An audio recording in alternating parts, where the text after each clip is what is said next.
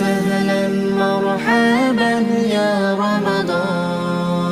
أهلا سهلا مرحبا يا رمضان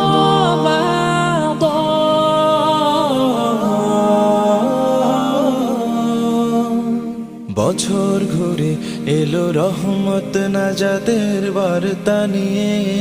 সকল গুনাহ মাফের প্রত্যাশা মুমিনের মাসকে ঘিরে বছর ঘুরে এলো রহমত নাজাতের বার্তা নিয়ে